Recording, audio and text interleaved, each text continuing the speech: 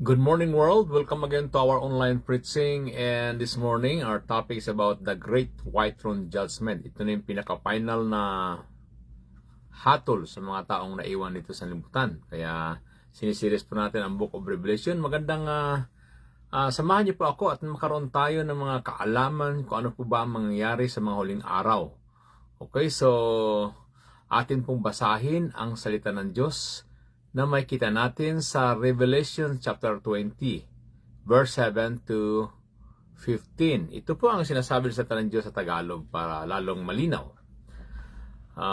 Revelation chapter 20, verse 7 to 15. Sabi po ng Panginoon sa kanyang salita.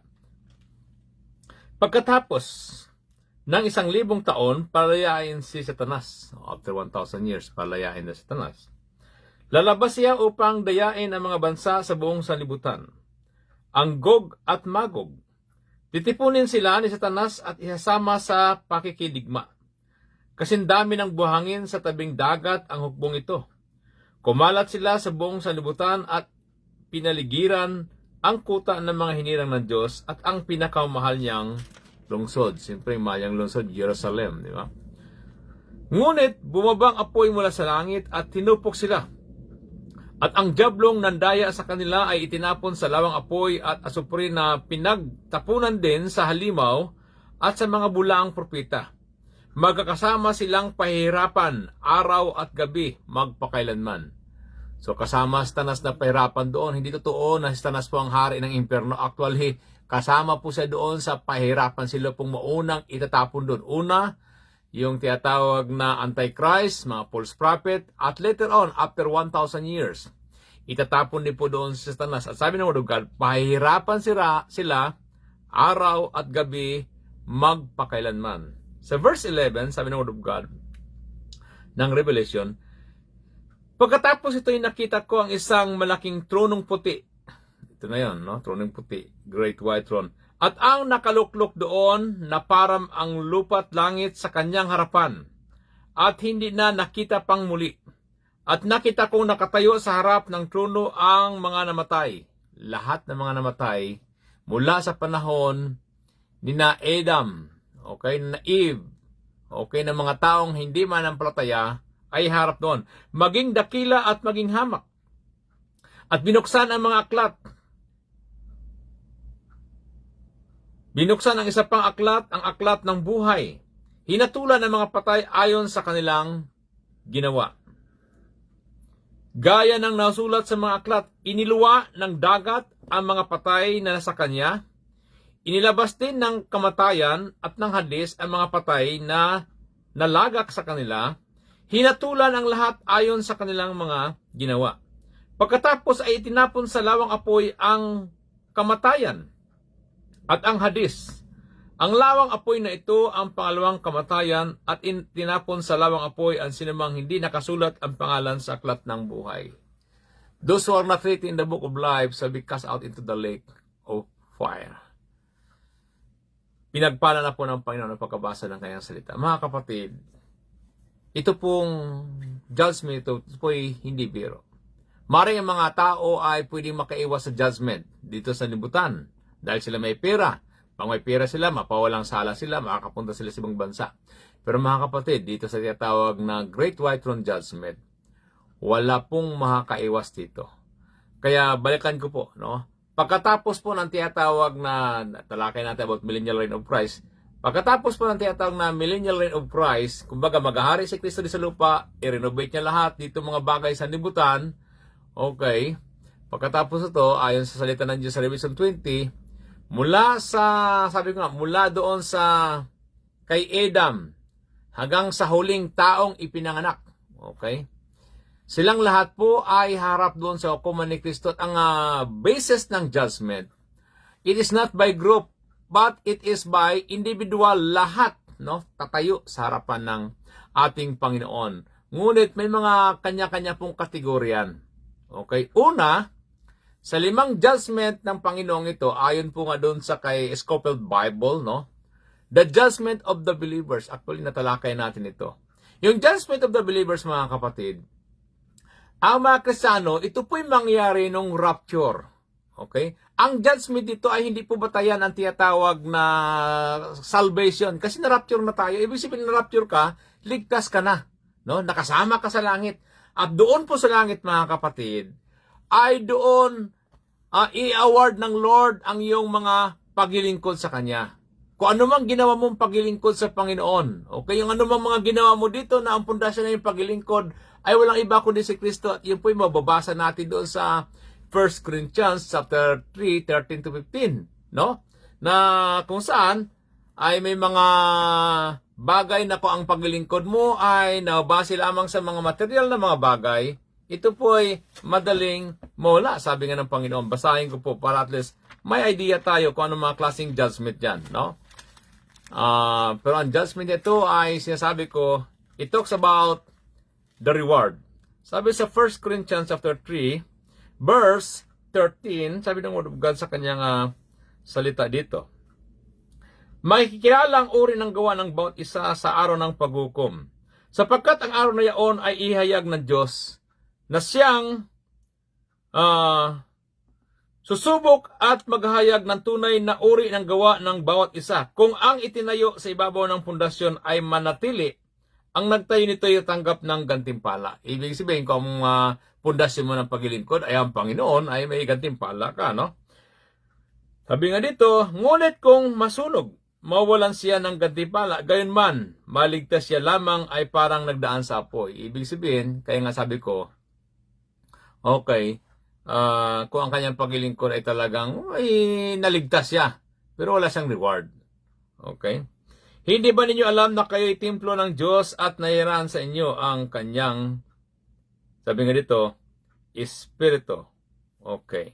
Kaya po mga kapatid, ipinapakita dito na kung ating paglilingkod ay, sabi nga dito, ay ang pundasyon natin ay mga bagay na pang-personal at hindi natin ginagawa para sa Panginoon. Sabi nga, masunog yon. Ano yung mga pundasyon na tunay? Sabi nga, inalintulad yung mga nasunog ng mga bagay. No? Ibig sabihin mga temporal na mga bagay.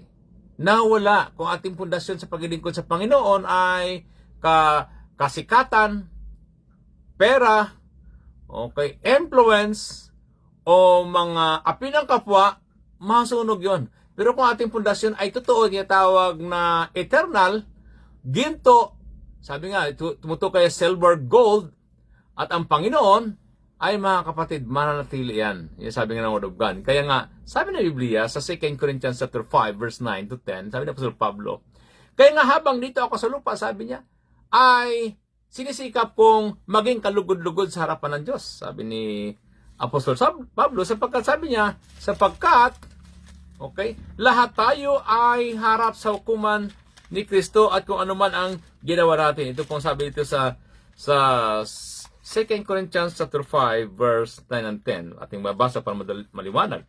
Kaya naman ang pinakanais ko ay maging kalugod-lugod sa Kanya sa tahanang ito o doon man sa langit. Ibig sabihin tahanan ay sa Kanyang, habang buhay siya sa Kanyang katawan. Sapagkat bawat isa ay harap sa hukuman ni Kristo upang tumanggap ng kaukulang ganti sa Kanyang ginawa.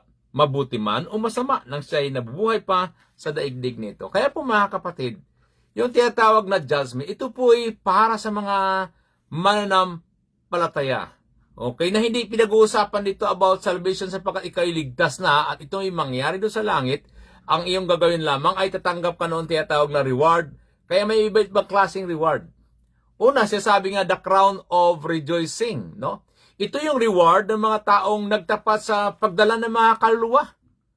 Yan po sabi doon sa 1 Thessalonians chapter 2 verse 19 ni Apostol Pablo. Okay? Na may reward pala yon mga kapatid. Nakadala ka ng isang tao sa Panginoon. Sipin mo yon. Sa 1 Thessalonians chapter 2 verse 19 sa Word of God, wala kaming ibang pag-asa kundi kayo. Kayo lamang aming kaligayahan. Kayo lamang ang putong ng tagumpay na may pagmalaki namin sa harapan ng Panginoong Hesus. Pagparito niyang muli. Pagparito niyang muli. Ang tawag niya ay crown of rejoicing. Ang tawag na putong ng tagumpay. Putong ng kagalakan. Mga kapatid, ito'y tanggapin ng mga nanampalataya sa Panginoon. Ang tawag yan ay Soul's Winner's Reward. Pangalawa, the crown of righteousness. Okay? Kagaya ng sabi ni Apostol Pablo sa 2 Timothy chapter 4 verse 7, na kung saan ay ito yung sinabi niya. No? 2 Timothy chapter 4 verse 7. Puspusan akong lumaban sa paligsahan, natapos ko na ang dapat kong takbuhin, nanatili akong tapat sa pananampalataya. Kakamtan ko na ang korona ng pagkatagumpay at sa araw na yaon, ang Panginoon na siyang makatarunong ang hukom ang magpuputong sa akin ng korona. Hindi lamang sa akin kundi sa lahat ng mga nanabik sa muli niyang pagparito. Sa muli niyang pagbabalik. Sa mga nanabik, ibig sabihin sa mga taong handa. Kaya nanabik dahil handa na siyang dumating ang Panginoon, mga kapatid. Ang tawag yan ay crown of rejoicing. Sabi nga ni Apostol Pablo sa 1 Corinthians chapter 9 verse 25 to 27. Kaya nga hindi ako nakikipaglaban sa mga bagay na walang kabuluhan. Okay? Sapagkat alam niya na mayroong reward, no? Dinidisiplina niya ang sarili sapagkat sabi nga, baka pagkatapos kong mangaral sa iba, ako naman ay hindi maging katanggap-tanggap, maging cast away ako. Pwede maging magaling tayo sa pangaral, pero yung ating buhay ay hindi kalugod-lugod sa harapan ng Diyos. Alam ng Lord ang ating buong pagkatao. Kaya, yung pangatlo na tinatawag na reward, the crown of life. No? Ito yung crown of life, ito yung mga taong nanatiling tapat sa gitna ng mga pagsubok, kahit sa gitna ng kamatayan. Sabi ng Revelation chapter 2 verse 10, be faithful unto death, and I will give you the crown of life. Okay? Be faithful unto death. Kaya mga kapatid, magtapat tayo sa Panginoon hanggang kamatayan sapagkat mayroong inilaan ng Panginoon sa atin. Yun tinatawag na crown of life. At sabi sa James chapter 1 verse 12, blessed is the man who endure temptation or trial. After when he is tried, he received the crown of life that God promised to them that love Him. May pangako ang Panginoon sa mga taong nagamahal sa Kanya. Ano pa? The crown of glory. Yung crown of glory, ayon sa 1 Peter chapter 5, verse 4, ay ito yung kakamtan ng mga taong naging tapat sa Kanyang pinapangunahan. Hindi lamang may mga katungkulan. O, pastor, siyempre, mga shepherd tinutukoy nyo. Pero ikaw man, once na ikaw ay naging tapat, halimbawa, pamilya mo ay pinapangunahan mo sila at nadala sa Panginoon. No? O maaaring inalagaan mo sa Bible study. No? Mayroon kang tinatawag na crown of glory na ibibigay ng Panginoon sa mga taong may inalagaan. Okay? O maaaring una sa mga pastor na sila'y nagtapat sa harapan ng Panginoon. Yan po yung unang judgment, mga kapatid. Kaya sa unang judgment, pag tayo pinakasama doon sa rapture, praise God. No? Ang sabi ng iba, pastor, kahit wala akong reward, basta nasa langit ako, mga kapatid, basta ikaw ay nagtatapat sa Panginoon, may reward ka, ay magbigay ka nga lamang ng isang basong tubig sa lingkod ng Diyos, meron ka ng reward, ayon doon sa Matthew chapter 10, 40-42. How much more na ikaw ay nagilingkod sa Panginoon, ginagawa mo yung mga bagay na pinapagawa ng Lord. At pangalawa, mga kapatid, the judgment of the Gentile nation. Yung mga Gentile nation, mga kapatid, kung ating mabasa doon sa Matthew chapter 25, 31-46, ina-illustrate ng Panginoon doon na nandito sa lupa, siya ay, di ba, nagutom, nauhaw, walang damit, nasa kulungan, pero siya po ay binisita at tinulungan. Kaya sabi ng Panginoon ay, sinabi niya sa dalawang klase, ito ay tinatawag na inhalintulan lang sa unbelievers at believers, yung tinatawag na kambing at tupa. Yung mga kambing ay, sabi niya, Panginoon, kailan ka ba pumunta sa lupa para, kailan ka ba nagutom? Kailan ka ba naging hubad? Di ba? Kailan ka ba nakakulong? Kailan ka ba may sakit? Ang sabi ng Panginoon, yung mga bagay na ginagawa niyo sa mga less na ito, sa mga tao na ngailangan, ay ginagawa niyo sa akin. Kaya itong mga kambing nito, sila po ay tinapon doon sa tinatawag na judgment sa kanila. Pero yung mga tupa, no, na inalintulad sa mga tunay naman ng palataya, sila po ay makasama ng Panginoon doon sa kanyang kalangitan. Mga kapatid, napakalaga din ng how we treat other people, no? Iba yung tinatawag na pretenders. Okay, ihiwalay yung mga pretenders at yung mga unbelievers sa tunay na mga mananampalataya. Hindi natin kayang dayain ng Diyos. Alam ng Diyos yung ating buhay, ang ating mga motibo. Kaya po napakalaga how we treat other people. Okay, at pangatlo, dito sa judgment, the judgment of the national Israel. Okay, itong mga judgment ito Ito yung mga nakasama doon sa tinatawag na tribulation, no? Maraming mga judgment nangyari sa kanila. Itong mga bansang ito ay hatulan din sila ng Panginoon. Yes. Yung mga nang-api ngayon sa Israel, hatulan din sila ng Lord. Yun po ang sabi doon sa Revelation chapter 12, verse 1 to 2. Basahin ko lang. Sa Daniel chapter 12, 1 to 2, sabi ng Word of God. At the time shall Michael arise, the great prince who watches over the children of your people, and there shall be a time of distress, unparalleled. Kumbaga yung kahirapan na yun walang katulad, since the beginning of the nations until the time. But at the time your people shall be delivered, everyone who shall be found written in the book. Na talagang deliver, no? Yung mga taong nakasulat ang kanilang pangalan sa aklat ng buhay. Many of those who sleep in the dust of the earth shall awake, some to everlasting life, and some to shame and everlasting. Kaya sa pagising, doon, yung sa judgment, no?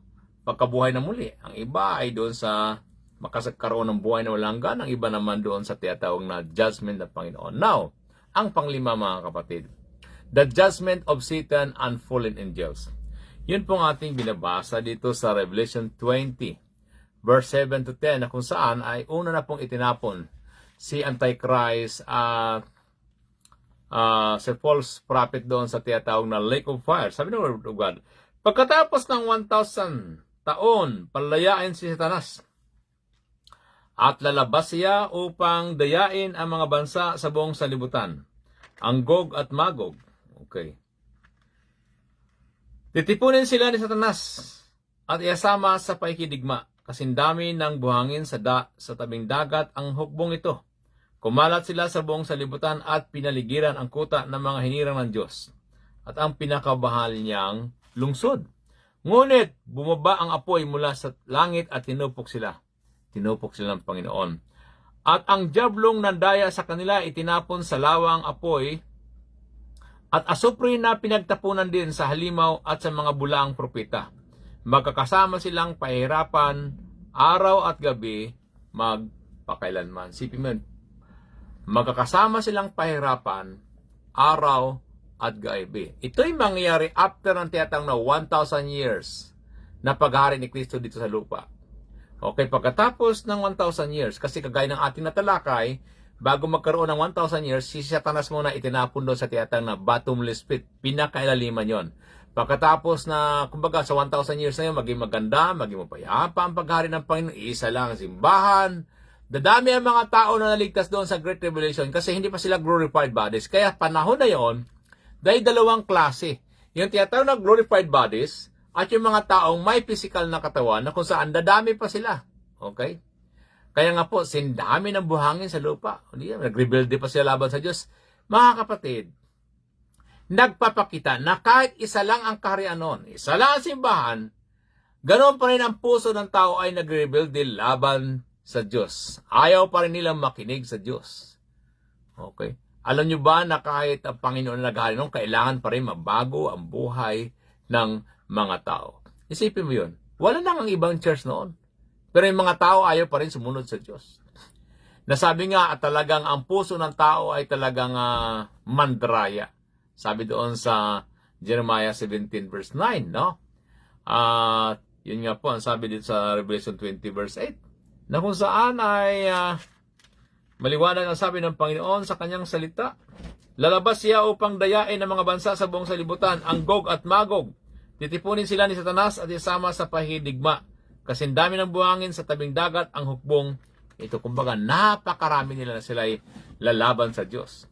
Itong si Satanas na ito, ang trabaho niya mandaya ng mga tao upang isama niya doon sa tiyatawag na lake of fire. Kasi siya mismo ay pahirapan din siya doon, mga kapatid. Araw at gabi, sabi ng salita ng Diyos. Kahit hindi totoo yun. Kagaya ng mga sinasabi na si Satanas ang hari ng impyerno, hindi po. Siya mismo ang hari na itatapon doon. Okay? Tatapon sa doon.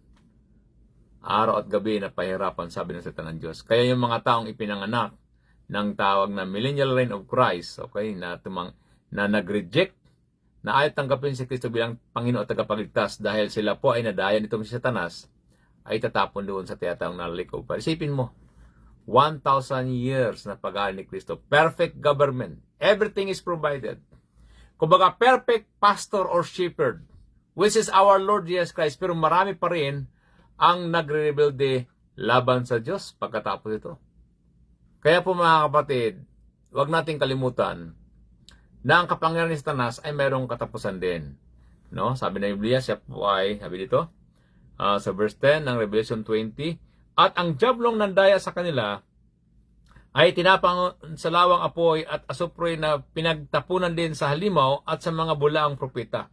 Magkakasama silang pahirapan araw at gabi magpakailanman. Araw at gabi na sila ay pahirapan doon mga kapatid. Kaya nga po, makita natin ito na ang kapangyarihan ni Satanas ay mayroong katapusan. Okay? Ano yung tinatawag na Great White Throne Judgment? Ito na yung tinatawag na final judgment ng Panginoon. Doon sa mga wicked na mga tao. Mula nung panahon ni na Adam at Eva, bubuhayin sila. Okay? Sabi doon, para sila po ay haharap sa Panginoon. Doon sa tinatawag na, sabi nga doon, nakaupo sa luklukan. Sabi doon, pagkatapos ito, sabi sa Revelation 20, verse 11, pagkatapos ito, nakita ko ang isang malaking tronong puti, kaya tinatawag na Great White Throne Judgment. At ang nakaluklok doon, na parang ang lupa't langit sa kanyang harapan. At hindi na nakita pang muli. At nakita ko nakatayo sa harap ng trono ang mga namatay. Maging dakila at maging hamak at binuksan ang mga aklat. Binuksan ang isa pang aklat, ang aklat ng buhay. Itong na Book of Life. Ay natulan ng mga patay ayon sa kanilang ginawa, gaya ng nasulat sa mga aklat. Iniluwa ng mga dagat ang mga patay na sa kanya. Sipin, Pastor, paano yung mga tao doon ay kinain ng pating, yung pating ay namatay, walang problema sa Diyos. Kasi lahat yun may mga kaluluwa pa rin. Yung kaluluwa natin, espiritu mga kapatid, hindi namatay. Yung katawan na natin namatay, pero yung ating kaluluwa, espiritu hindi namatayan. Kaya sabi ng Word of God, inilabas din ng kamatayan at ng hadis ang mga patay na lagak sa kanila, hinatulan ang lahat ayon sa kanilang mga ginawa. Pagkatapos ay itinapon sa lawang apoy ang kamatayan at ang hadis. Ang lawang apoy na ito ang pangalawang kamatayan. Itinapon sa lawang apoy ang sinumang hindi nakasulat ang pangalan sa aklat ng buhay. At sino yung mga nakasulat ang pangalan sa aklat ng buhay? Ito yung mga taong nanampalataya sa Panginoon. Ito yung mga taong tinanggap si Kristo bilang tagapagligtas ng kanilang mga buhay. Kaya po mga kapatid, mayroong judgment na darating at ang mag-judge nito ay walang iba kundi ang ating Panginoon. Sabi ng Word of God sa John 5:22-27, ibinigay sa anak ang paghahatol. Lahat ay ibinigay kay Jesus Christ ang paghatol ng salibutan. Siyempre, no? Siya may kapangyarihan, karapatan na gawin ito sapagkat ipinagkatiwala na po sa Kanya. Kaya nga po, ang sabi ng Word of God, 3 aklat ang basihan ng tinatawag na judgment sa atin. Ayon po sa mga scholars. Una, the book of conscience. Ano ibig sabihin? Sa Romans chapter 2 verse 15, sabi niya, Pastor, paano yung mga taong nasa bundok, hindi sila nakarinig ng Word of God? Walang missionary doon sa kanila, pinapatay sila. Ang Panginoon na may nilagay sa atin na conscience, no? Hindi man sila nakarinig, pero may konsensya sila nagpapatunay na mayroong Diyos. Kaya nga sabi ng Romans chapter 2, kaya ang basihan ng judgment sa kanilang Panginoon, depende doon sa kanilang natunan at narinig. Since this is the work of the law written on their hearts, their conscience bearing witness and their thoughts either accusing or defending them. In the day when God will judge the secrets of people according to my good news by Christ Jesus. Okay. According sa kanilang narinig. Kung hindi man sila nakarinig, sabi ng Panginoon, mayroon silang conscience na nakakalam ng mabuti at masama. Siyempre, yun lang kanilang information eh. Kumbaga, hindi lahat ng tao ay nakapag-aral, nakakarinig na Word of God. Ay paano yung mga naunang panahon na hindi pa naipangaral ang Word of God sa buong salibutan, namatay na sila. Kaya ang Panginoon, unang basihan yung Book of Conscience. No? Pangalawa, the Book of Words. Ano yung Book of Words na yung mga kapatid? Yun po yung mga salitang ating sinasabi ng mga hindi ka nice. Sabi doon sa Revelation, sa Matthew 12:36. Okay. Sabi ng Word of God. But I tell you that every careless words that people speak They will give account of it in the day of judgment. For by your words you'll be justified, and by your words you'll be condemned. Sipin mo yun, lahat pala ng ating sabihin. Naka-record pala yan doon sa aklat ng mga, sabi nga, book of words. Ha? Sabi, Pastor, wala namang ginawang masama. Nagsalita na ako ng masama. Yes, naka-record pala yun doon. Sipin mo yun, ganon yung kapangyarihan ng ating Panginoon. Kaya mag-ingat tayo sa ating mga sinasabi. Ano pa? The book of secret words. Yung mga secret words, no, na walang nakakaalam, pero alam ng Lord. Sabi nga doon ng Word of God sa Ecclesiastes, chapter 12, verse 14. Basahin ko. Ecclesiastes 12, verse 14. Sa Word of God. For God will bring every work into judgment with every hidden thing, whether it is good or whether it is evil. Okay, ito yung mga basihan, no? Yung mga hidden thing. Walang nakakita, pero ang Panginoon nakakita. Siyempre mga kapatid, sa atin, marami tayong mga nagawa noon na hindi alam ng ating mga mahal sa buhay. Pero mga kapatid, nang tayo po ay lumapit sa Diyos, humingi ng tawad sa Diyos, hindi ka na po guilty. Ikaw po ay nilinis na pinatawad ng Panginoon. Nung mula nung tinanggap natin si Kristo, ang sabi ng Word of God sa Hebrews 10:17, I will remember your sins no more. Hindi naalahanin ng Panginoon yon. Amen? Kaya kung may mga nagawa tayo noon, once ay hinihingi natin ang tawad sa Diyos, yan po ay pinatawad na tayo na itong sinasabi ko, ito yung para sa mga tao na hindi pa rin nagsisi. Kaya mula nung maliit pa sila, hanggang sila ay tumanda, nang sila ay namatay, lahat yun doon sabi, Panginoon, mabait naman ako. Hindi ba ako nagsimba pero hindi ako gumagawa ng kasalanan? Yes. Naka-record lahat yung mga ginawa nila. Kasi nga, hindi nga nagisimba. No? O kahit nagisimba man, nakala na maliligtas na. Ay, hindi naman ang pagsamba o ang simbahan ang tagapagligtas. Si Kristo, dapat ipinapamuhay ang ating buhay ayon kay Kristo mga kapatid. Kaya nga po, lahat tayo o lahat sila may tiyatawag na accountability. Pero tayo mga kapatid, kagaya ng ating natalakay dati, dahil tayo nasama sa rapture, hindi na tayo kasama dito sa hatulan. Yung mga mahatulan, ito yung mga naiiwan dito. Okay? Hanggang sila ay namatay na wala kay Kristo, bubuhayin sila after 1,000 years, saka sila bubuhayin at saka ito, hindi tawag na Great White Throne Judgment, sila po ay harap sa Panginoon. Yung mayroon pang tiyatawag na the Book of Public Works. Ano yon? Lahat ng mga ginawa natin. Sabi nga ng Word of God sa Matthew 16 verse 27, sabi ng Word of God, For the Son of Man will come in the glory of his Father with his angels, and then he will render to everyone according to his deeds. Okay? Siya ay bibigyan ng gantimpala ayon sa kanyang mga ginawa. Kaya po mga kapatid, ito yung itang Book of Works. Lahat ng ating ginawa, mayroong gantimpala yan. Amen? Kaya tayo ang magsawa sa paglingkod sa Panginoon. Magpatuloy tayo dahil ang ating ginagawa, hindi lamang sa kung ayaw nila, basta tayo nagkapatuloy. May tao man wala, magpatuloy lamang tayo dahil hindi yung kapitbahay, hindi yung leader mo, o sino man sa atin na mag-judge. Lahat tayo iharap sa hukuman ni Kristo. At ang pag-judge ng Panginoon ayon doon sa ating mga ginawa. No? Kaya nga po, mayroon pang isang tinatawag na book. Ito yung tinatawag na the Book of Life. Ano mo yung Book of Life na yung mga kapatid?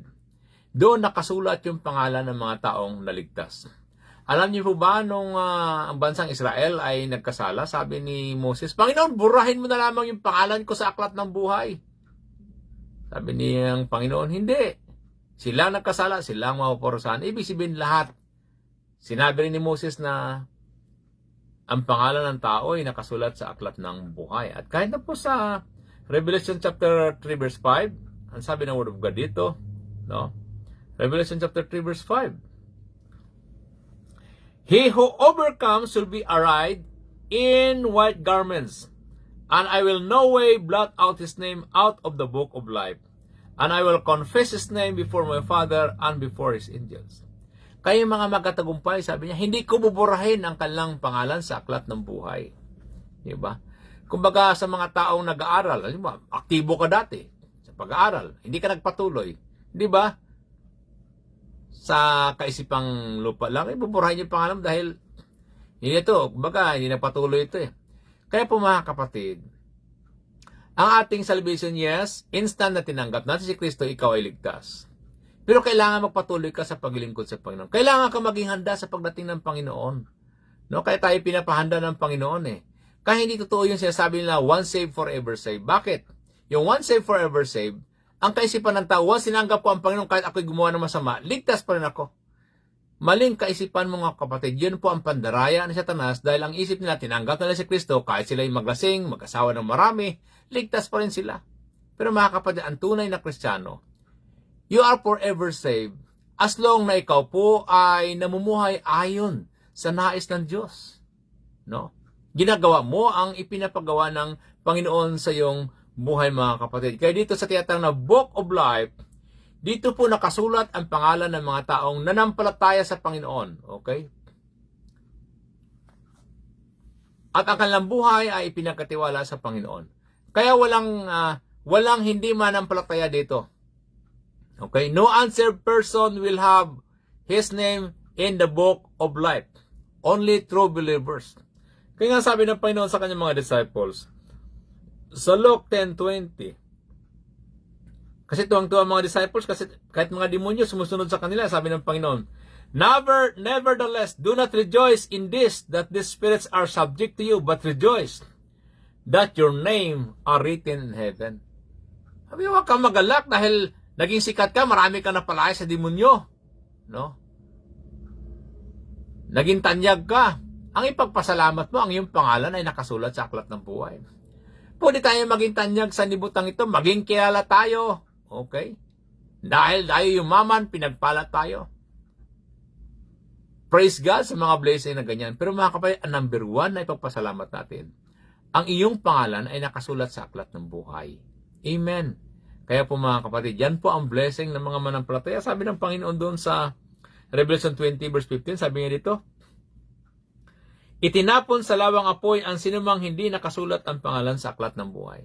Kaya yung mga taong hindi nakasulat ang kanilang pangalan sa aklat ng buhay, itatapon doon sila sa tinatawag na lawang apoy, yung tinatawag na lake of fire mga kapatid. Ito yung tinatawag na final judgment sa mga taong hindi na nampalataya sa Panginoon. At sinabi rin mismo ni Matthew yan sa Matthew chapter 25 verse 41. Sinabi niya ito sa mga taong namumuhay pa rin sa tinatawag na kasalanan. Matthew 25 verse 41 at 46. Sabi ng Word of God. Then I will say also to those on the left hand, depart from me, you cursed, into the everlasting fire, which is prepared for the devil and his angels. Talagang everlasting fire. Para lamang sana kay Satanas ito. Ang problema, okay, nadaya sila ni Satanas.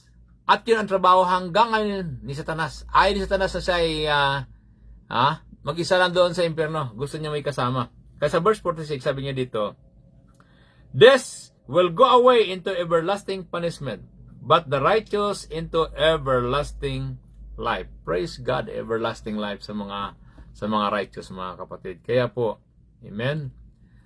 Ayaw ng Diyos na ang tao ay mapunta doon sa impyerno. God does not send people to hell. Sa impyerno na tinatawag, sila lang mismo ang nag-reject sa kaligtasan na ibinibigay ng Panginoon. Kaya mag-share ka ng Word of God. Imbita mo sila, ayaw, di ba? Ang daming mga dahilan. Mga pilosopo, mga tao sa panahon na yon. At kahit sa ating panahon ngayon, mga kapatid, di ba? Mispiliin pa nila na gumawa ng kasalanan. Sabi niya, mapagkakitaan ba yan magsimba ko? May pera ba dyan? Yan ang mga sinasabi ng iba. Pero wag tayo magsawa, mga kapatid. Doon sa kanilang mga logical reasons na kung saan hindi ayon sa kalooban ng Lord. No? Kaya sila napunta sa impyerno sapagkat sila mismo ang pumili noon. Gusto ng Lord na sila ipapunta sa langit, pero, di ba? Ayaw na sumunod sa Panginoon. Kaya po mga kapatid, itong mga false prophets, si Satanas mismo, sabi nga doon sa atin nabasa sa Revelation 20 verse 10, itatapon sa doon sa tinatawag na lake of fire, kasama itong mga hindi na nampalataya sa Panginoon, mga unbelievers. Okay, itatapon po sila doon. At alam niyo po ba na wala nang way upang ang tao ay maligtas doon. Yung ipanalangin niyo yung kaluluwa ni ganito, wala na po mga kapatid. Dito pa lang, dapat ihanda natin yung ating patunguhan. Pag doon ka po mga kapatid, kahit anong panalangin, araw o gabi na panalangin sa kaluluwa, walang kabuluhan yon. Hindi makapagligtas ang panalangin na iyon. Ang makapagligtas habang buhay tayo ngayon, tanggapin natin si Kristo bilang tagapagligtas ng ating mga buhay. Kaya po ang salita ng Diyos laging may babala. Kaya mayroong ipinapangaral, ibang paraan ng pangaral, may sa online, may sa church, may nagbibigay ng babasahin para ang tao ay po mabigyan ng babala na itong impyerno po ay hindi biro ito mga kapatid. Kung dito ay nainip na tayo, di ba? Mabot tayo ng 70 years, 80 years, mahaba na. How much more yung impyerno yung million years? Walang katapusan yung kapatid. Pero pag andun ka naman sa langit, million years, kasama ang Panginoon sa kalangitan. Kaya hindi po tayo makakaiwas sa judgment ng Panginoon. Amen? Kaya nga, napakalaga yung ating panampalataya sa Panginoon. Amen? Kaya nga, ito nga sabi sa quotation, there is no fear of coming judgment for those who believe on Jesus Christ. Sa mga taong nanampalataya sa Panginoon, wala kang dapat ikatakot o ipangamba. Amen? Pero kung ikaw ay hindi nanampalataya sa Panginoon, yun po ang nakakatakot. Isa pa ang buhay natin, di atin hawa. Sa kanilang pastor, pag mahina na ako, pag matanda na ako, problema nga, di natin alam yung ating buhay. May mga taong natulog, di na nagising, lumalis na ng bahay, nasagasaan, patay, nabaril o nasaksak. Hindi ko naman, kumbaga ang ating buhay, ang Panginoon lang may hawak. Kaya habang may lakas tayo mga kapatid, isuko natin ang ating buhay sa Panginoon at maglingkod tayo sa Kanya. Amen? Sige po. Bukas talakayin naman natin ang ibang talakayin natin. Okay? Hanggang matapos na itong Book of Revelation. Magandang basahin niyo po mga kapatid. Napakagandang basahin ito. Nung ako'y unang manampalatay, binasa ko ito. Grabing takot ko, Panginoon, tulungan niyo po kami. Bakit hindi na ipangaral ito? Ito palang mangyari sa huling araw. Yes. Hindi nga na ipangaral kasi ayos na ipangaral yan. Kasi maraming mga tao mabubuksan ng kaisipan sa mga mangyayari. Sige po tayo manampalataya sa Panginoon. Lumapit tayo sa Panginoon. Kung ikaw po kapatid, hindi ka pa tumanggap kay Kristo bilang Panginoon tagapagligtas na iyong buhay. Ito na ang panahon habang ikaw ay may lakas, may buhay ka. Tanggapin mo si Kristo bilang tagapagligtas na iyong buhay. Manampalataya ka sa Kanya. Pagsisihan mo, talikdan ang iyong mga kasalanan. At pagkariin mo si Kristo sa iyong buhay. At kung nakakita ka ng mga nagtuturo ng Bible, mga kapatid, dumalo ka. No? Kung wala ka mang madaluhan, ay patuloy ka makipag-join sa ating pag-aaral ng salita ng Diyos dito. So, sige tayo manalangin. Sumunod kayo sa panalangin. Kung wala pa kayong kung hindi nyo pa alam kung tinanggap ba si Kristo o hindi, no? Ang napakalaga, tayo ay magsisi sa ating mga kasatanggapin si Kristo bilang tagapagligtas ng ating buhay. Sige po, sumunod kayo sa panalangin. Panginoon Hesus, kinikilala ko po na ako isang makasalanan. Pinagsisihan ko na po ang aking mga kasalanan. Tinatanggap po kita bilang Panginoon tagapagligtas ng aking buhay. Ikaw na po ang maghari at maging Panginoon ng aking buhay ngayon. Tulungan niyo po ako, Panginoon, na makasunod ako ayon sa iyong nais, Panginoon. Magawa ko ang iyong kalooban upang ako, Panginoon, ay magkaroon ng buhay na walang hanggan. At kung dumating man ang sinasabi nito na yung mga salita, ay wala akong dapat ikatakot o ipangamba sapagkat alam ko na ako'y nanampalataya sa iyo, tumanggap sa iyo, at nagsisi sa aking mga kasalanan, Panginoon. Pagpalain mo po ako at tulungan na lumago sa aking panampalataya. Ito ang panalangin sa matabi sa pangalan ni Jesus. Amen. Kapatid, kung tinanggap mo si Kristo bilang tagapagligtas na iyong buhay, ang sabi ng Biblia, ang lahat ng tumanggap sa Kanya ay pinagkalooban niya ng karapatan na maging anak ng Diyos. Kay kapatid, kaya tinatawag ka ng born again, hindi dahil sa ipinanganak ka ng magulang, ipinanganak ka ng Diyos. Ibig sabihin, yan ang tinatawag na pangalawang kapanganakan. Amen? So, tayo manalangin. Ama, sa pangalan ni Jesus, mga oras ito, ipagpalain mo po Lord ang mga kasama namin ngayon sa online nito. I-bless mo po sila at ang buong BCI family at ang mga kapatid namin na kasama namin ngayon, Panginoon. Ikaw magpala sa kanila. Salamat, Lord, sa iyong church, Lord, na ginagamit mo upang patuloy na maipahayag ang iyong mga salita. Salamat po, God, kung sila may sakit, we pray for complete healing from head to foot. Kung sila may pangailangang financial, we pray, Lord, for financial breakthrough, Panginoon. May mga problema si Lord, bigyan mo sila ng solusyon, Panginoon, na makita nila na ikaw ay Diyos, na makapangyarihan sa lahat, na ikaw ang Diyos na tumutugon ng kanilang mga pangailangan. Salamat po, God. Ito ang dalangin sa tayo sa pangalan ni Jesus. Amen. Salamat mga kapatid, at sa ngalan po ng Victorious City Church International, ito po ang inyong lingkod, Arnel Galang, na nagsasabi na kung saan sa Diyos po ay walang imposible. Ano mga pagsubok, mga problema, ang Panginoon po natin ay handang tumulong, tumugon sa ating mga pangailangan. God bless you all po.